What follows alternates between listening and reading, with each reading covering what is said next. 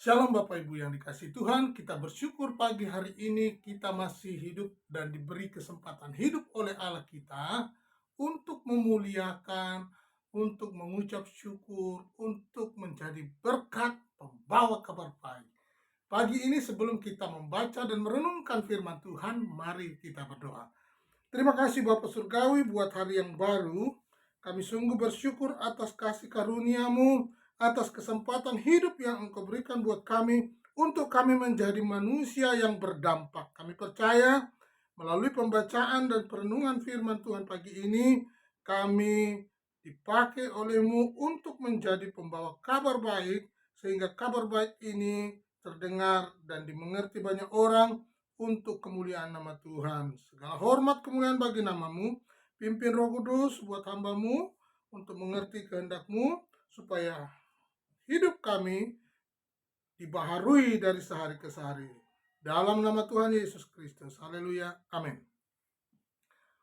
Bapak Ibu yang dikasihi Tuhan, kita akan membaca dalam 2 Timotius pasalnya yang kedua, ayatnya yang ke-14 mulai.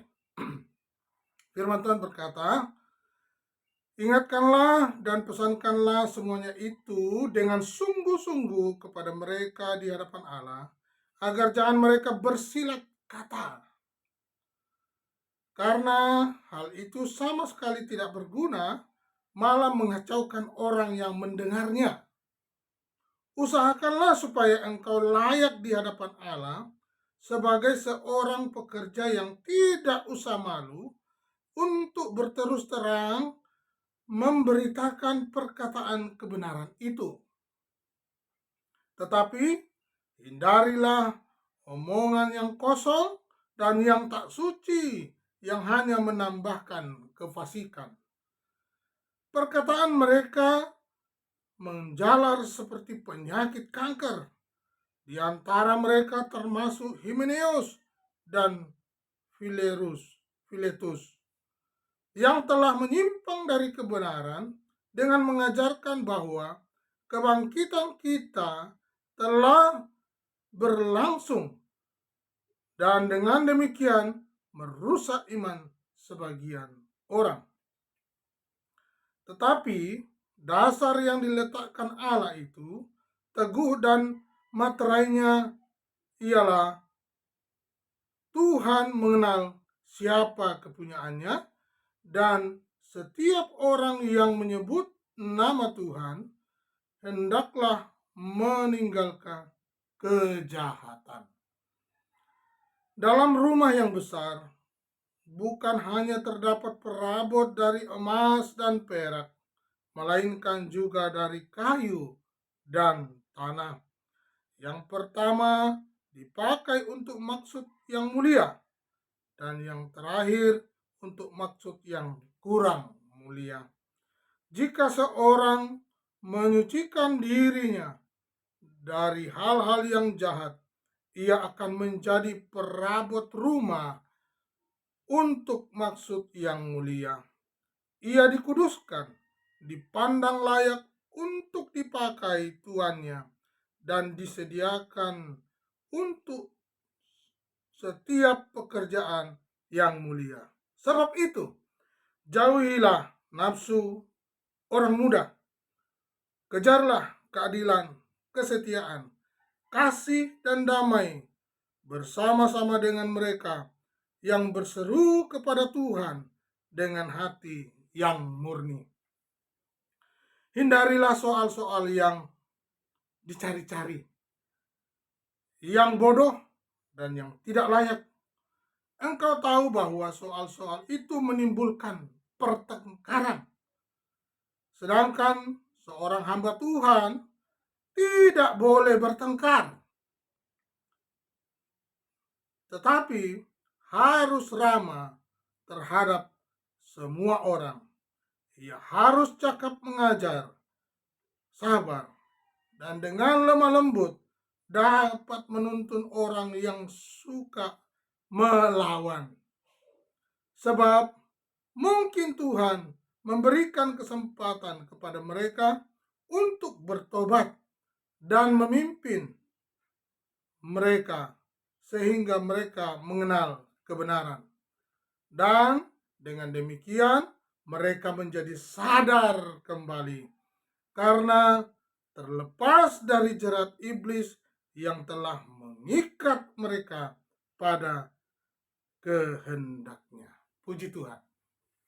Bapak Ibu yang dikasihi Tuhan, satu perikop dalam pembacaan kita ini menunjukkan dan memberi pesan banyak hal. Bagaimana kita memperhatikan pengajaran sesat yang terjadi. Ya, kalau di zaman dulu pengajaran sesat itu ada juga. Nah, ternyata di zaman sekarang juga ada, ya. Contoh. Tuhan sudah dekat, ya. Tuhan sudah dekat. Jadi kita harus sibuk dengan Tuhan. Nah, ternyata dia lupa bahwa juga harus bekerja.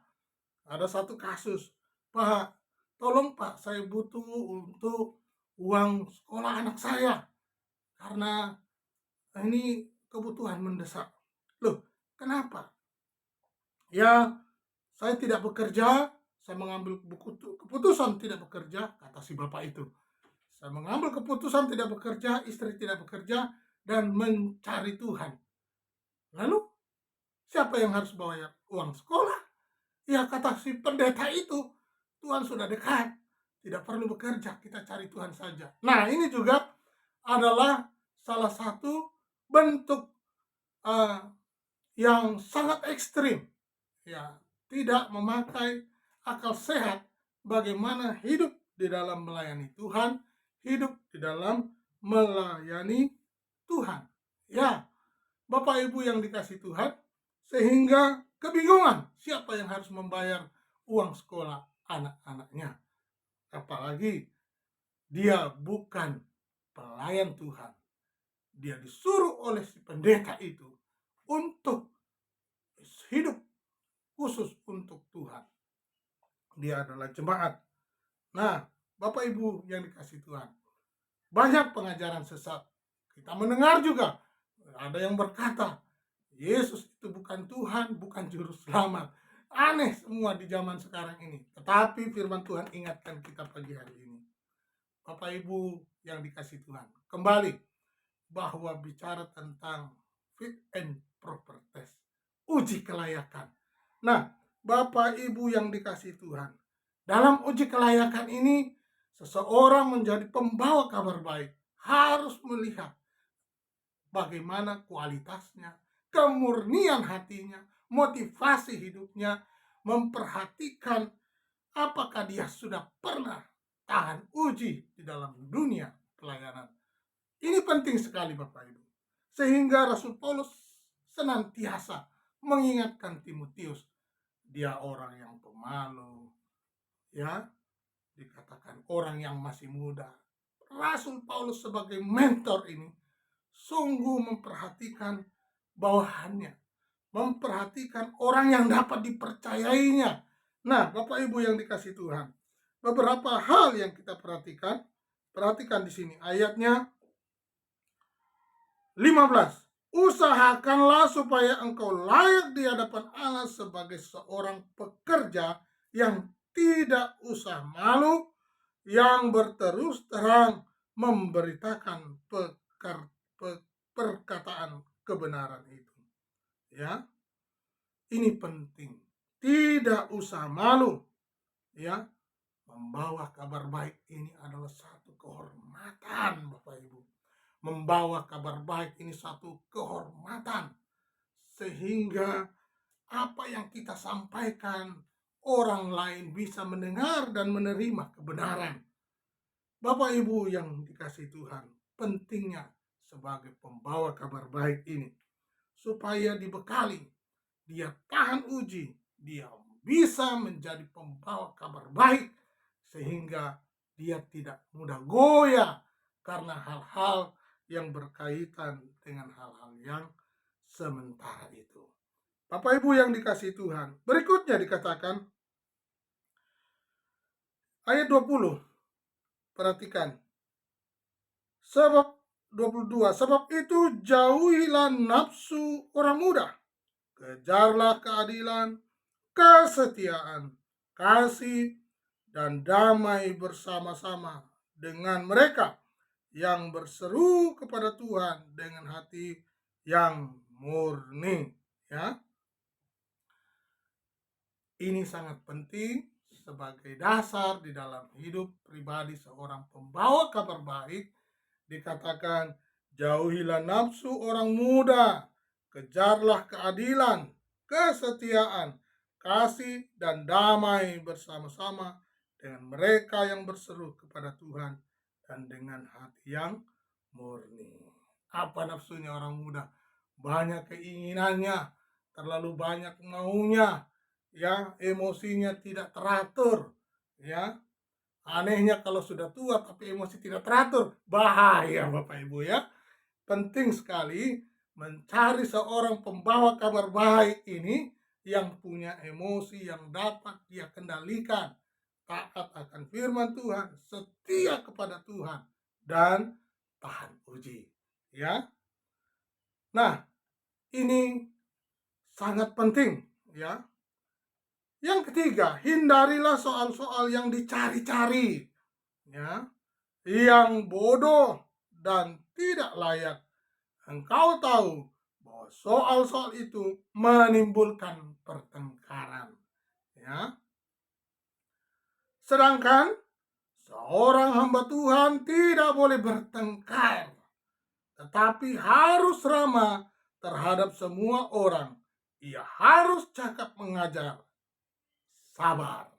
Nah, ini hal yang tertanam dalam diri seorang hamba Tuhan yang sudah melalui uji kelayakan. Ya, tidak hanya kendaraan yang uji kelayakan, seorang hamba Tuhan juga mengalami proses uji kelayakan fit and proper test. Dikatakan, hindarilah soal-soal yang dicari-cari, ya, yang bodoh dan tidak layak.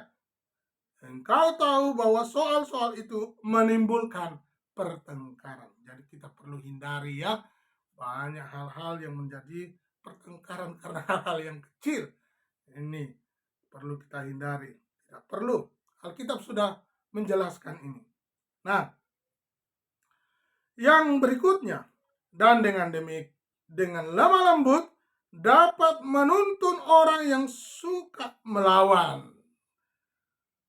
Sebab mungkin Tuhan memberikan kesempatan kepada mereka untuk bertobat dan memimpin mereka sehingga mereka mengenal kebenaran.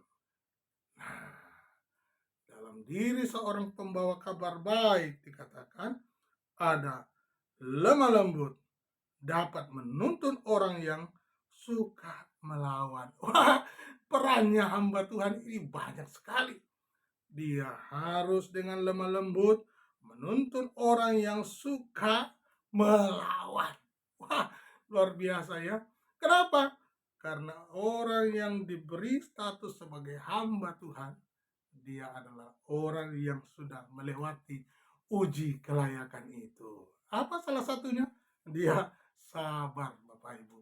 Puji Tuhan, biarlah pagi hari ini kita mau terus belajar akan firman Tuhan, akan kabar baik, sehingga firman ini menjadi terang, menjadi cahaya. Karena apa? Memang dia adalah terang dan cahaya. Sehingga banyak umat, banyak orang membawa kabar baik juga. Tuhan Yesus memberkati.